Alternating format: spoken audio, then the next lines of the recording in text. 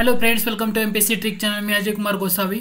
आज आपण कंबाईन पूर्व आणि राज्यसेवा पूर्व 2020 साठी उपयुक्त असणारे काही प्रश्न पाहताना आपण काय पाहणार आहोत तर आयोगाला विचारलेले काही प्रश्न, पण त्याचे अनालिसिस आपल्या या सेशनमध्ये आपण आज करणार आहोत. ओके, म्हणजे प्रत्येक प्रश्नाचा तुम्हाला संदर्भासहित स्पष्टीकरण दिलं जाईल, म्हणजे तुम्हाला त्याचा अनालिसिस कसं करायचं ते समजून जाईल. दुसरी महत्त्वाची गोष्ट म्हणजे तुम्ही जर अनअकॅडमी ॲप डाउनलोड केलं नसेल तर नक्की डाउनलोड करा, कारण अनअकॅडमी ॲपवर आपले फ्री लेक्चर्स होत असतात. स्पेशल क्लासमध्ये तुम्हाला इतर एज्युकेटरचे तसेच माझे सुद्धा लेक्चर्स तुम्हाला पाहता येतात, ते फ्रीमध्ये. जर अनअकॅडमी ॲपवरचे लेक्चर्स तुम्हाला पाहायचे असतील तर तुम्हाला त्यासाठी रेफरल कोड टाकावा लागेल. तो जो फ्री ॲक्टिव्ह प्लॅन आहे, तर हा रेफरल कोड टाकल्यानंतर तो प्लॅन ॲक्टिव्ह होतो. MPC trick 6716. ओके, म्हणजे हे रेफरल कोड टाका, ठीक आहे. आणि ज्यांनी कोणी अनअकॅडमी ॲप डाउनलोड केलं नसेल तर नक्की अनअकॅडमी ॲप डाउनलोड करा. प्ले स्टोअरवर, गुगल प्ले स्टोअरवर तुम्हाला ते पाहायला मिळेल. तर आज आपण वेळ न दौडता ॲक्च्युली आपलं जे सेशन आहे त्या सेशनला सुरुवात करूया. पैकी कोणती कृष्णा नदीच्या उजव्या तीरावरील उपनदी नाही असं म्हटलेलं आहे. ऑप्शन दिलेत वेण्णा, कोयना, वारणा. तर आपल्याला एवढं माहित असतं की कृष्णा नदीचा अभ्यास करताना एरळा ही जी नदी आहे तर डाव्या किनाऱ्यावरची नदी आहे. म्हटलंय काही कृष्णा नदीच्या उजव्या तीरावरील उपनदी नाही, म्हणजे उत्तर काय असणार आहे? एरळा हे उत्तर असणार आहे. ओके, मग आता मॅपमध्ये एकदा पाहून घेऊ.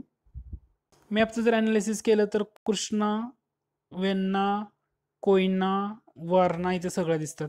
एरळा ही वरून दिसते इथं पहा, एरळा. तर ही डाव्या किनाऱ्यावरील नदी आहे, तीरावरील नदी आहे, हे लक्षात ठेवा.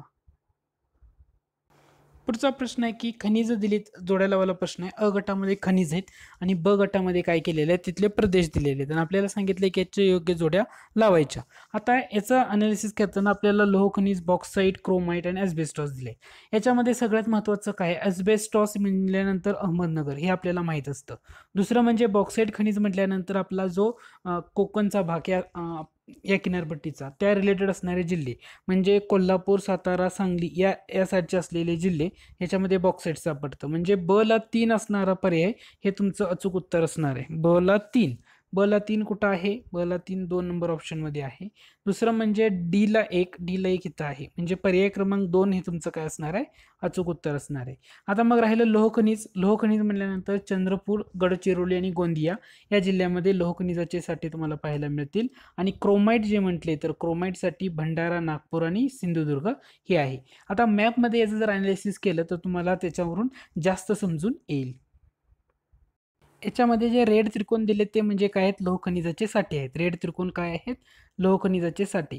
मग आता तुम्ही जर बघितलं, रेड त्रिकोण इथं आहे, हा म्हणजे गडचिरोली जिल्ह्यात बराचसा भाग दिसतोय. चंद्रपूर जिल्ह्यातला पण बऱ्याचशा भागामध्ये तुम्हाला लोह खनिज पाहायला मिळतं. त्याचबरोबर गोंदिया जिल्ह्यातल्या थोड्याशा भागामध्ये सुद्धा तुम्हाला लोह खनिजाचे साठे पाहायला मिळतात. म्हणजे गडचिरोली, चंद्रपूर, गोंदिया हे डिस्ट्रिक्टमध्ये दिसतं. चंद्रपूरमध्ये या साईडला पण थोड्या वरच्या बाजूला लोह खनिजाचे साठे आहेत. त्याचबरोबर लोह खनिजाचे साठे आणखी तुम्हाला कुठं पाहायला मिळतील तर सिंधुदुर्ग जिल्ह्यामध्ये जो खालचा टोक आहे या टोकामध्ये तुम्हाला लोह खनिजाचे साठे पाहायला मिळतील. दुसरा ऑप्शन पैकी एक होता तो म्हणजे आपल्याला क्रोमाइट सुद्धा ना कोकणातल्या भागामध्ये काही ठिकाणी तुम्हाला पाहायला मिळतो. पर्टिक्युलरली फोकस करायचा झाला तर रत्नागिरी आणि सिंधुदुर्ग बाँड्रीवर, पर्टिक्युलरली रत्नागिरीमध्ये तुम्हाला ना याचे थोडेसे साठे क्रोमाइटचे पाहायला मिळतात. मग विदर्भामध्ये क्रोमाइटचे साठे कुठं आहेत तर विदर्भामध्ये क्रोमाइटचे साठे जास्त करून तुम्हाला पाहायला मिळतील तर तो डिस्ट्रिक्ट आहे यवतमाळ, चंद्रपूर याची जी बाँड्री आहे ना, या बाँड्रीवर बरेचसे लोह खनिजाचे क्रोमाइटचे साठे आहेत. त्यातल्या यवतमाळमध्ये क्रोमाइटचे साठे तुम्हाला पाहायला मिळतील. भंडारा, गोंदियामध्ये पण थोड्या प्रमाणामध्ये, जास्त नाही पण थोड्या प्रमाणामध्ये क्रोमाइटचे साठे पाहायला मिळतात. क्रोमाइट म्हणजे ना हे चौकोन दिलेलं आहे गुलाबी कलरमध्ये, ते म्हणजे काय आहे? क्रोमाइट आहे. म्हणजे तुमचं उत्तर बघा, अस्बेस्टॉस अहमदनगर फिक्स आहे. लोह खनिज म्हटल्यानंतर याचं उत्तर आहे चंद्रपूर, गडचिरोली, गोंदिया. बॉक्साईट म्हटल्यानंतर कोल्हापूर, सातारा, सांगली. आणि राहिलं क्रोमाइट. काय राहिले? क्रोमाइट म्हटल्यानंतर त्याचं उत्तर असणार आहे भंडारा, नागपूर आणि सिंधुदुर्ग.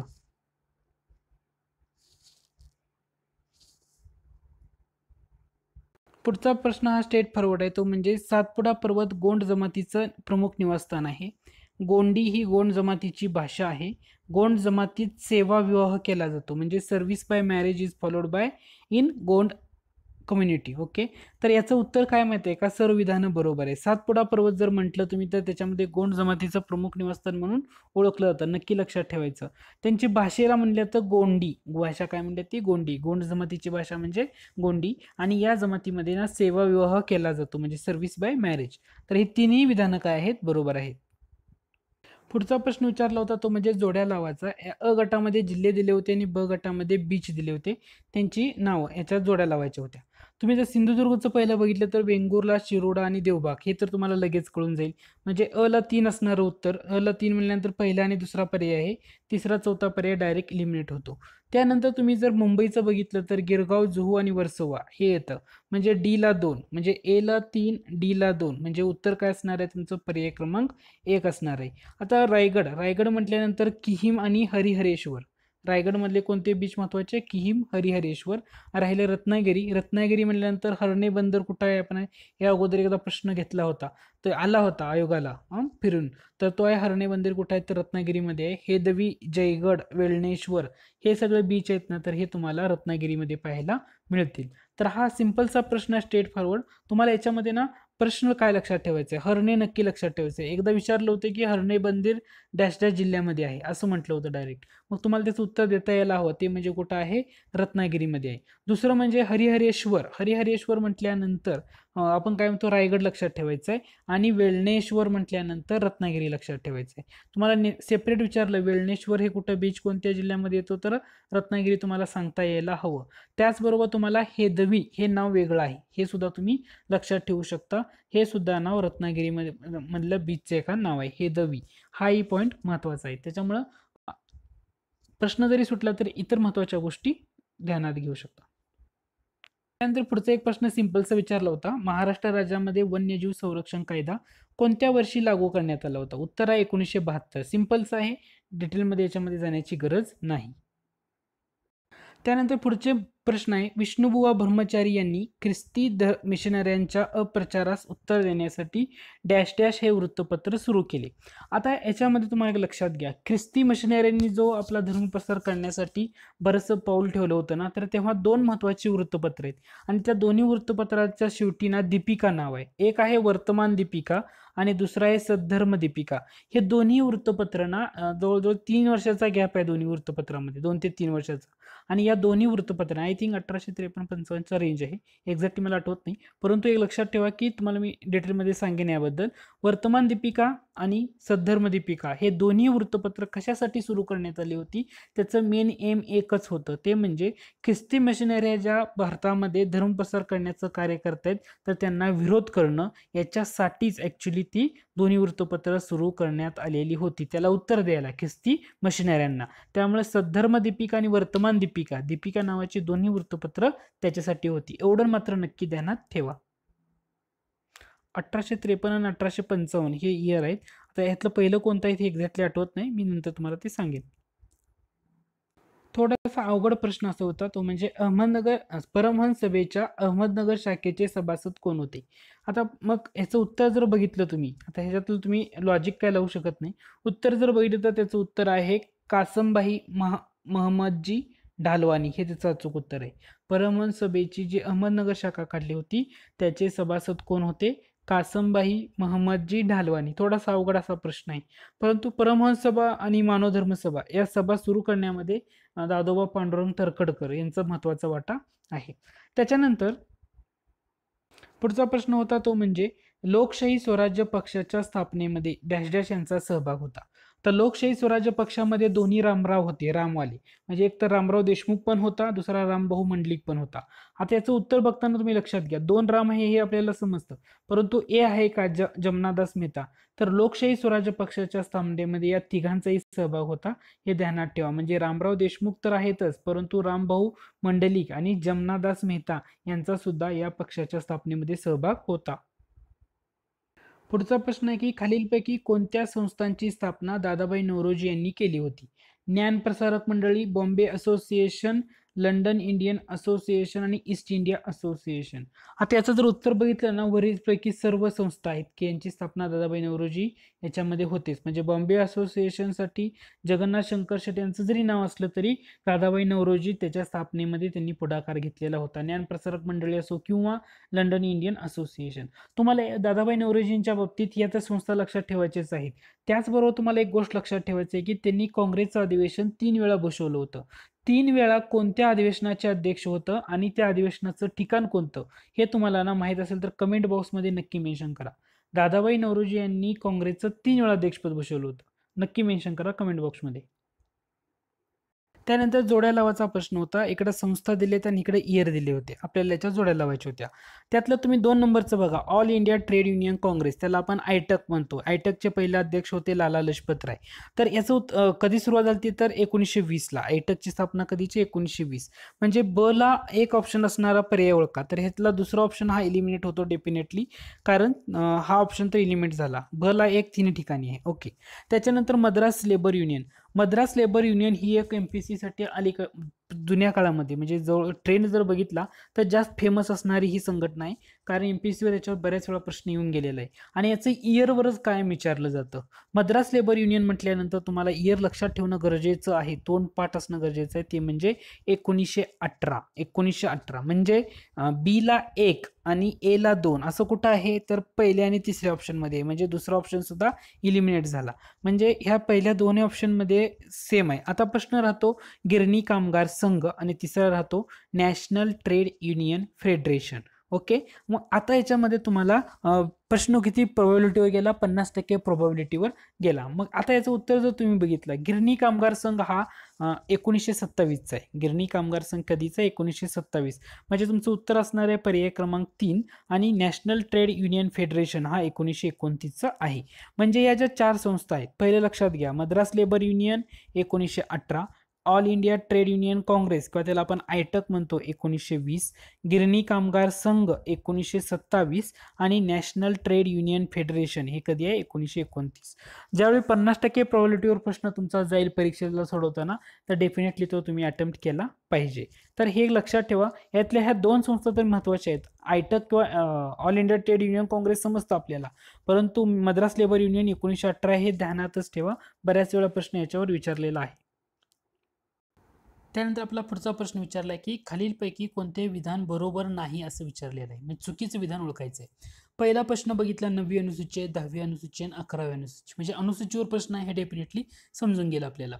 आता बरोबर नाही ओळखायचं आहे. पहिलं स्टेटमेंट पहा, भारतीय राज्यघटनेची 9वी अनुसूची ही राज्य विधिमंडळाच्या जमीन सुधारणा विषयक काही कायदे व ठरावासंबंधी आहे. तर हे बरोबर आहे का? तर हो. 9वी अनुसूची म्हणजे परिशिष्ट 9 म्हणजे शेड्यूल 9 असं आपण त्याला म्हणतो. आता 9वी अनुसूची राज्यघटनेमध्ये केव्हा ऍड करण्यात आली? जेव्हा पहिला घटना दुरुस्ती अधिनियम जो झाला 1951ला. म्हणजे पहिली घटना दुरुस्ती अधिनियम जो होता 1951ला, या अधिनियमानुसार किंवा या घटना दुरुस्तीनुसार भारतीय राज्यघटनेमध्ये पहिली अनुसूची ऍड करण्यात 9वी अनुसूची किंवा परिशिष्ट म्हणतो आपण त्याला, ते ऍड शेड्यूल इंग्रजीमध्ये ते ऍड करण्यात आलेलं होतं. आर्टिकल त्याच्या संदर्भात कोणतं येतं तर 31B हे लक्षात ठेवायचं. दुसरं महत्त्वाचं म्हणजे सुरुवातीला याच्यामध्ये ना 13 कायदे होते. त्याच्यानंतर हळूहळू कायद्यांची संख्या वाढत ती जवळजवळ 282च्या वर गेलेली आहे. सुरुवातीला असं होतं की मूलभूत अधिकारांचं जर उल्लंघन झालं तर त्याला न्यायिक परीक्षणापासून किंवा न्यायिक पुनर्विलोकनापासून संरक्षण करण्याचं उद्दिष्ट ह्या अनुसूचीमध्ये ऍड केलेलं होतं. त्याच्यानंतर 2007 मध्ये सर्वोच्च न्यायालयाने एक डिसिजन दिला होता. त्याच्यामध्ये त्यांनी असं सांगितलं होतं, ती तारीख पण लक्षात ठेवा. तारीख ही म्हणजे सचिन तेंडुलकरची बर्थ डेट आहे बरोबर. 24 एप्रिल 1973 रोजी म्हणजे सचिन तेंडुलकरची काय बर्थ डेट लक्षात ठेवायचं. 24 एप्रिल 1973 रोजी याच्यानंतर जे समाविष्ट केलेले कायदे याच्यामध्ये असतील ना तर त्यांचं न्यायिक पुनर्विलोकन होऊ शकतं असं सर्वोच्च न्यायालयानं 2007 मध्ये सांगितलं होतं. म्हणजे तुम्हाला 9वी अनुसूचीबद्दल एवढ्या गोष्टी ॲटलिस्ट कळणं गरजेचं आहे. म्हणजे पहिलं स्टेटमेंट तर तुमचं डेफिनेटली बरोबर आहे. हा ऑप्शन एलिमिनेट होतो. त्यानंतर भारतीय राज्यघटनेची 10वी अनुसूची ही 1985च्या 52व्या घटना दुरुस्तीद्वारे समाविष्ट केली असून त्यात पक्षांतराच्या कारणावरून अपात्र संबंधीच्या तरतुदी आहेत. तर हे बरोबर आहे का? तर हो बरोबर आहे. पक्षांतर केल्यामुळे संसद असेल किंवा राज्य विधानसभेचे सदस्य असतील यांचं सदस्यत्व रद्द करण्याच्या बाबतीत तरतुदी या 10व्या अनुसूचीमध्ये किंवा 10व्या शेड्यूलमध्ये किंवा 10व्या परिशिष्टामध्ये ठेवण्यात आलेले आहेत. 52वी घटना दुरुस्ती इयर पण लक्षात ठेवा 1985. एवढे पॉईंट तर तुम्हाला कळायला हवं. पक्षांतर बंदी कायदा किंवा पक्षांतर विरोधी कायदा असं म्हटलं तरी चालेल. मग आता माझा प्रश्न असा वरतो, 10व्या अनुसूचीच्या संदर्भामध्ये असणारी दोन महत्वाची कलम कोणती? एक आहे कलम 102, दुसरं कलम आहे म्हणजे राज्यघटनेतलं आर्टिकल 102 102 आणि दुसरं आर्टिकल आहे आर्टिकल 191. हे दोन्ही गोष्टी म्हणजे दुसरा सुद्धा स्टेटमेंट आपलं बरोबर आहे. म्हणजे पहिला ऑप्शन तर येणार नाही, दुसरा पण येणार नाही. आता तिसरा ऑप्शन पहा. भारतीय राज्यघटनेच्या 11व्या अनुसूचित नगरपालिकांचे अधिकार, प्राधिकार, जबाबदाऱ्या तरतुदी आहेत. आता 11वी अनुसूची किंवा 11th शेड्यूल आणि 12th शेड्यूल किंवा त्याला आपण परिशिष्ट 11वं आणि परिशिष्ट 12वं असं म्हणतो. किंवा 11व्या अनुसूची कशाच्या संदर्भात आहे? नगरपालिकेच्या संदर्भात आहे का? तर नाही. 11वी अनुसूची संदर्भात आहे पंचायतीचे अधिकार आणि जबाबदाऱ्या. पंचायतीचे जे अधिकार आणि जबाबदाऱ्या ना याच्या संदर्भात आहे. दुसरं महत्वाची गोष्ट, 11व्या अनुसूचीमध्ये किंवा परिशिष्टामध्ये एकूण किती विषय दिलेले आहेत? 29 विषय. लक्षात ठेवायचं, परीक्षेला याच्यावर प्रश्न येऊन गेलेला आहे. 29 विषय. कोणत्या घटना दुरुस्तीने ऍड केलं? 73वी घटना दुरुस्ती 1992 सालची. या घटना दुरुस्तीनं हे शेड्यूल किंवा हे परिशिष्ट ऍड करण्यात आलं. आणखी महत्वाचं काय? 11व्या अनुसूचीच्या संदर्भामध्ये आर्टिकल कोणतं येतं? 243G हे आर्टिकल लक्षात ठेवायचं म्हणजे ठेवायचं. कारण पंचायतीच्या अधिकार आणि जबाबदाऱ्या याच्या संदर्भात असणारं आर्टिकल म्हणजे 243G. हे झालं. आता मग त्यामुळे सी स्टेटमेंट तर चुकीचं हे आपल्याला समजलं. मी चुकीचं बरोबर नाही म्हणजे चुकीचं. उत्तर काय असणार? सी. दुसरं म्हणजे आता नगरपालिकांचे अधिकार आणि प्राधिकार हे कोणत्या राज्यघटनेच्या कोणत्या सूचीमध्ये येणार? मग 12व्या सूचीमध्ये येणार. 12वी अनुसूची किंवा त्याला परिशिष्ट 12वं म्हणतो. याच्यामध्ये किती विषय आहेत? एकूण 18 विषय आहेत. 11व्या अनुसूचीमध्ये किती होते? 29 होते. कोणती घटना दुरुस्ती? 74वी घटना दुरुस्ती. वर्ष 1992ची. आणि नगरपालिकांच्या अधिकार आणि प्राधिकारांच्या जबाबदाऱ्या राज्यघटनेच्या कोणत्या कलमानुसार परिशिष्ट 12 ऍड करण्यात आले? तर आर्टिकल आहे 243W. जसं 11व्या अनुसूचीसाठी आर्टिकल काय होतं? 243G. तसं 12व्या अनुसूचीसाठी किंवा 12व्या शेड्यूलसाठी आर्टिकल काय असणार आहे? 243W. म्हणजे 243G 243W 11-12व्या अनुसूची रिस्पेक्टिव्हली. त्याचबरोबर 11व्या अनुसूचीमध्ये एकूण किती विषय होते? 29 विषय. 12व्या अनुसूचीमध्ये किती विषय आहेत? 18 विषय. हेही पॉईंट तुम्हाला लक्षात ठेवणं गरजेचं आहे. 11व्या अनुसूची म्हटल्यानंतर पंचायती राज लक्षात ठेवा, त्यांचे अधिकार, आणि 12व्या अनुसूची म्हटल्यानंतर नगरपालिकांचे अधिकार आणि जबाबदाऱ्या त्याच्यामध्ये कन्सिडर होतात. पुढे दिलेला प्रश्न आहे की अयोग्य कथन ओळखायचे म्हणजे चुकीचं सेंटेन्स आपल्याला शोधायचं आहे. पहिला आहे जम्मू काश्मीरच्या विधान परिषदेत 36 सदस्य आहेत, तर ते सेंटिमेंट बरोबर आहे. आता जम्मू काश्मीरमध्ये विधान परिषद अस्तित्वात सध्या आहे का? तर हे अगोदर प्रश्न विचारलाय त्यामुळे हे तुम्हाला माहित असू द्या. 31 ऑक्टोबर 2019 हे लक्षात ठेवा, बऱ्याच वेळा विचारण्यात आलेला आहे प्रश्न. 31 ऑक्टोबर 2019 पासून जम्मू काश्मीर आणि हे काय झालेलं आहे आता? तर ते केंद्रशासित प्रदेश झालेले आहेत. ते आता राज्य असणार नाही, त्यामुळे विधान परिषद तिथं अस्तित्वात आता नाहीये. पण अगोदर विचारलेला प्रश्न होता त्यामुळे 36 सदस्य आहेत हे लक्षात घ्या. त्यानंतर पुढचा येतो सिक्कीमच्या विधानसभेत 32 सदस्य आहेत, हे सुद्धा बरोबर आहे. तिसरा प्रश्न बघा, तिसरा पर्याय त्याच्यामध्ये काय म्हटलंय की विधान परिषदेचे 1/3 सदस्य पदवीधर मतदारसंघाद्वारे निवडले जातात. आता पदवीधर मतदारसंघ असू द्या किंवा शिक्षक मतदारसंघ असू द्या, याच्यामधून ना किती सदस्य निवडले जातात विधान परिषदेचे? तर 1/12 निवडले जातात. 1/3 विचारले असल्यामुळे हे चुकीचं आहे. पदवीधर असू द्या किंवा शिक्षक मतदारसंघ असू द्या, याच्यामधून 1/12 सदस्य निवडले जातात. त्यामुळे अयोग्य विधान हे पर्याय क्रमांक 3 आहे. दर 2 वर्षांनी विधान परिषदेचे 1/3 सदस्य रिटायर होतात. मग 1/3 सभासद किंवा 1/3 सदस्य कोणत्या 1/3 सदस्य हे कोणत्या घटकामधून निवडून दिले जातात? एक निवडून दिले जातात ते म्हणजे ज्या नगरपालिका किंवा जिल्हा बोर्ड यासारख्या ज्या स्थानिक स्वराज्य संस्था आहेत ना, या स्थानिक स्वराज्य संस्थेकडून 1/3 सदस्य निवडून दिले जातात. आणखी कोणामध्ये निवडून दिले जातात? जे विधानसभा सदस्य निवडून आलेले आहेत, म्हणजे विधानसभेचे विधानसभा राज्यातील विधानसभा सदस्य असतात ना, त्यांच्यामधून सुद्धा 1/3 सदस्य निवडून दिले जातात, म्हणजे त्यांच्या थ्रू त्यातल्या नाही, परंतु विधानसभेचे सदस्य नसलेल्या व्यक्तीमधून, पण त्यांना अधिकार असतो विधानसभा सदस्यांना वोटिंग करायचा. त्याच्यामुळे ना 1/3 त्यातून दिले जातात. आणि जे 1/6 सदस्य असतात ना, तर ते काय करतात, राज्यपाल नॉमिनेट करतात. म्हणजे जे विज्ञान, साहित्य, कला, सहकारी चळवळ, समाजसेवा या क्षेत्रामध्ये ज्यांनी विशेष नाव, ज्ञान व किंवा अनुभव आहे, अशा लोकांना नॉमिनेट केलं जातं. हा सुद्धा पॉईंट चर्चेत होता, त्यामुळे ध्यानात ठेवा. म्हणजे आपलं अचूक उत्तर काय असणार आहे, अयोग्य विधान असणार आहे पर्याय क्रमांक 3. त्यामध्ये पदवीधर मतदारसंघातून 1/12 सदस्य निवडून दिले जातात, 1/3 नाही. त्यानंतर पुढचा प्रश्न आहे, खालीलपैकी कोणते विधान बरोबर नाही आपल्याला ओळखायला सांगितले. पहिलं स्टेटमेंट पहा, सरनामा न्यायालयाद्वारे अंमलात आणता येत नाही. स्टेटमेंट बरोबर आहे. पुढचं स्टेटमेंट आहे, राज्यघटनेस प्रस्थापित आणि विकसित करण्यायोग्य जी उद्दिष्टे आहेत ती सरनाम्यातून व्यक्त होतात. ते सुद्धा बरोबर आहे. सरनाम्यातून राज्यघटनेने आपल्या अधिकाराचे स्रोत कोणाकोणाकडून प्राप्त केले आहे ते स्पष्ट होते. हे सुद्धा बरोबर आहे. म्हणजे चुकीचं कोणतं हे आपल्याला समजलं, ऑप्शन क्रमांक 4. ऑप्शन क्रमांक 4 चुकीचं काय आहे, आता इथे म्हटलंय काय, आपल्या सरनाम्यातील स्वातंत्र्य, समता आणि बंधुता ही आदर्श तत्व रशियन राज्यक्रांतीकडून घेतली आहेत. तर रशियनकडून घेतले का आपण स्वातंत्र्य, समता, बंधुता, तर रशियनकडून घेतलेलं नाहीये, आपण हे घेतलं आहे फ्रान्सच्या राज्यघटनेतून. कुठून घेतलेलं आहे, फ्रान्सच्या राज्यघटनेतून. ओके, त्यामुळे हा कोणचा पॉईंट क्लिअर झाला असेल, फ्रान्सच्या राज्यघटनेतून आपण स्वातंत्र्य, समता आणि बंधुता यांचे आदर्श घेतलेले आहेत. मग आता प्रश्न येतो तो म्हणजे रशियन राज्यक्रांतीकडून आपण काय घेतले, तर रशियन राज्यक्रांतीकडून आपण 2 महत्त्वाच्या गोष्टी. पहिलं म्हणजे एक मूलभूत कर्तव्य. रशियन राज्यक्रांतीकडून आपण काय घेतले, मूलभूत कर्तव्य हे घेतलेलं आहे. आणि दुसरं म्हणजे जे सरनाम्यातील सामाजिक, आर्थिक आणि राजकीय न्यायाचे आदर्श आहे ना, ते घेतलेलं आहे. म्हणजे ह्याच्यामध्ये गफलत करायची नाही. स्वातंत्र्य, समता, बंधुता यांचा आदर्श सरनाम्यातील हे कोणाकडून घेतलं, तर फ्रान्सकडून घेतलं. ओके. आणि सरनाम्यातील सामाजिक, आर्थिक आणि राजकीय न्यायाचा आदर्श आपण कोणाकडून घेतलं, तर रशियन राज्यक्रांतीकडून घेतलं. त्यामुळे या 2 पॉईंटमध्ये गफलत करायची नाही. आपलं अचूक उत्तर काय असणार आहे, पर्याय क्रमांक 4 हे आपलं अचूक उत्तर असणार आहे. पुढचा प्रश्न होता की शेती उत्पन्नावरील कर राज्य सरकारच्या अखत्यारीमध्ये खालीलपैकी कोणी सोपवले आहेत. आंतरराज्य परिषद, राष्ट्रीय विकास परिषद, नियोजन आयोग की भारतीय राज्यघटना.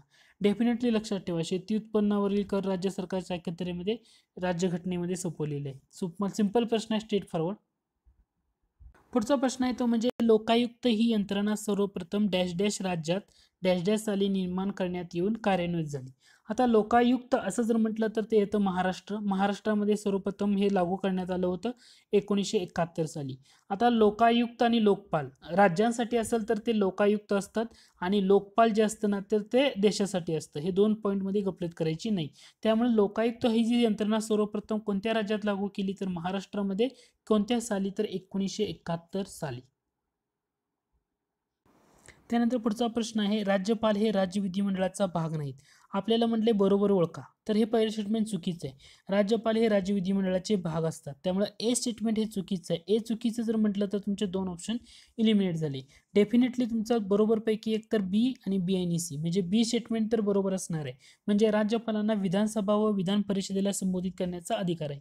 तिसरं स्टेटमेंट पहा, राज्यपालांना पदमुक्त करण्याचा अधिकार उच्च न्यायालयाला आहे का, नाही, हे स्टेटमेंट चुकीचं आहे. कारण राज्यपालांना राज्यपालांची नियुक्ती कोण करतं, मग आता राज्यपालांच्या कार्यकाळाची हमी दिली आहे का, तर या सगळ्या गोष्टी राज्यपालांना राष्ट्रपती केव्हाही काढू शकतो. म्हणजे पदभार ग्रहण केल्यापासून राज्यपाल किती वर्षासाठी पदावर राहतात, तर 5 वर्षासाठी राहतात.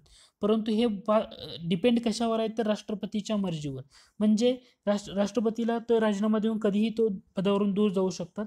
राष्ट्रपतीच्या मर्जीबाबत न्यायालयात जाता येतं का, असं विचारलं तर उत्तर काय, तर राष्ट्रपतीच्या मर्जी याबाबत न्यायालयात जाता येत नाही, असं सर्वोच्च न्यायालयानं डिसिजन दिलेला होता. आणि राज्यपालाला कोणत्याही कार्यकालाची हमी नाही, त्याचा कार्यकाल निश्चित नाही, आणि राष्ट्रपती त्याला कधीही काढू शकतो. असा जो डिसिजन आहे ना, तर तो सूर्यनारायण विरुद्ध भारतीय संघराज हा जो खटला आहे, हा एक खटला तुम्हाला माहित असू द्या, सूर्यनारायण वर्सेस भारतीय संघराज्य, हा जो खटला आहे 1982 सालचा आहे. हा खटला का लक्षात ठेवायचा आहे का, तर राज्यपालाला कार्यकालाची कोणती हमी दिलेली नाही, त्याचा कार्यकाल निश्चित ठरलेला नाही, राष्ट्रपती त्याला कधीही काढू शकतो.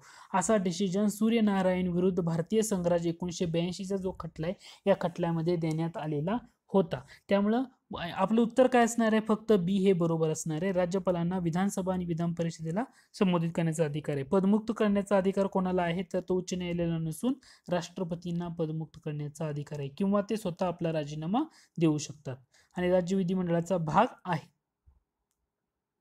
त्यानंतर पुढचा प्रश्न आहे तो म्हणजे भारतीय संविधानाचे प्रथम परिशिष्ट संदर्भामध्ये जोड्या लावा.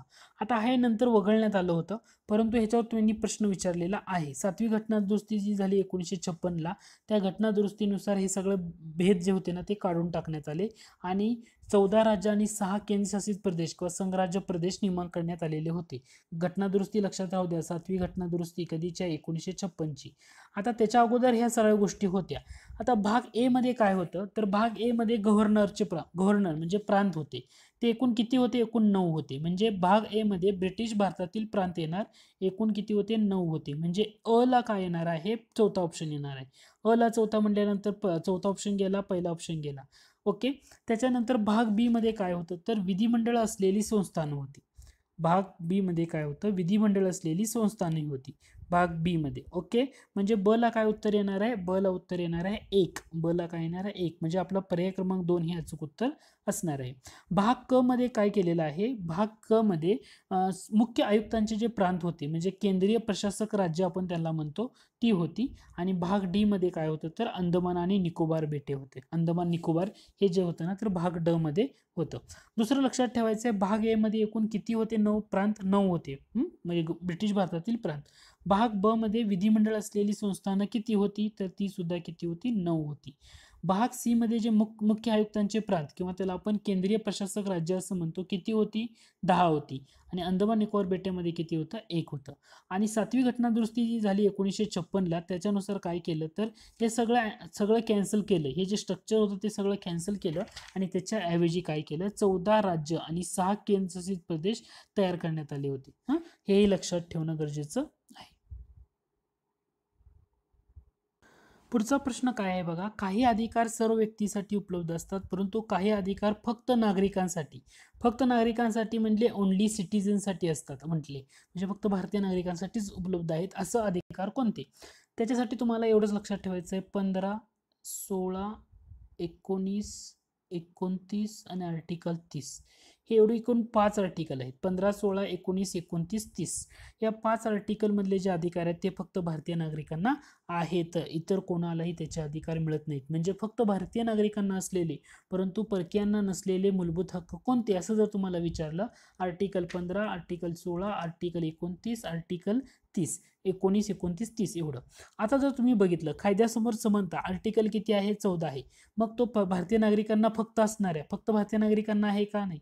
आर्टिकल 14 हा भारतीय नागरिकाला पण आहे आणि परकीय नागरिकाला पण आहे. म्हणजे जे शत्रू राष्ट्रातील सोडून. म्हणजे ए स्टेटमेंट येणार आहे का? तर येणार नाही. म्हणजे ए येणार नाही असं जर तुम्ही म्हटलं, तुमचे 2 ऑप्शन डायरेक्टली इलिमिनेट होतात, पहिला आणि तिसरा ऑप्शन. दुसरं बघा, शासकीय नोकऱ्या संधीची समानता. आता शासकीय नोकऱ्या संधीची समानता म्हणल्यानंतर आर्टिकल किती येतं? 16 येतं. आणि आपण काय म्हणलं की 15, 16, 19, 29, 30 मध्ये फक्त भारतीय नागरिकांसाठी आहे. म्हणजे बी स्टेटमेंट त्यामध्ये येणार. तिसरं बघा, जीविताचे संरक्षण व वैयक्तिक स्वातंत्र्य असं म्हटलंय. जीविताचे संरक्षण व वैयक्तिक स्वातंत्र्य कशामध्ये येतं? आर्टिकल 21. आर्टिकल 21 फक्त भारतीयांना आहे का? तर भारतीयांसोबत परकीयांना सुद्धा हा अधिकार मिळतो. त्यामुळे सी तर येणार नाही. म्हणजे ऑप्शन तिसरा पण गेला. आता भाषण व अभिव्यक्तीचे स्वातंत्र्य आर्टिकल किती येतं? आर्टिकल येतं 19. म्हणजे 15, 16, 19, 29, 30. 15, 16, 19, 29, 30 याच्यामध्ये कोणते आर्टिकल येतात? तर एक बीचा येतो आणि डीचा. म्हणजे उत्तर काय असणार आहे तुमचं? बी आणि डी. फक्त लक्षात ठेवायचं की फक्त भारतीय नागरिकांना असलेले अधिकार कोणते असं जर म्हटलं तर आर्टिकल 15, आर्टिकल 16, आर्टिकल 19, आर्टिकल 29 आणि आर्टिकल 30. एवढी 5 आर्टिकल आहेत ती फक्त भारतीय नागरिकांना आहेत. परकीयांना याचे अधिकार मिळत नाहीत. मूलभूत हक्काच्या बाबतीत बोलतोय आपण. पुढचा प्रश्न आहे की बरोबर विधान ओळखायचं आहे. पहिलं स्टेटमेंट आहे, भारतीय संविधानाच्या कलम 280 मध्ये वित्त आयोगाची तरतूद आहे. बरोबर आहे. आंतरराज्य परिषदेची स्थापना करण्याचा अधिकार राष्ट्रपतीस आहे. हे सुद्धा बरोबर आहे. आंतरराज्य परिषद 263. राष्ट्रीय आणीबाणीच्या काळात संसदेत राज्यसूचीतील विषयावर कायदा करता येतो, ते सुद्धा बरोबर आहे. राष्ट्रीय आणीबाणीच्या काळामध्ये संसदेत राज्यसूचीतील विषयावर कायदा करता येतो, तेही बरोबर आहे. आणि अखिल भारतीय सेवेच्या माध्यमातून केंद्र सरकार राज्य सरकारवर नियंत्रण ठेवते, हे पण बरोबर आहे. म्हणजे उत्तर काय असणार? वरीलपैकी सर्व. 263 आर्टिकल आंतरराज्य परिषद, 262 आर्टिकल जलविवाद जो आहे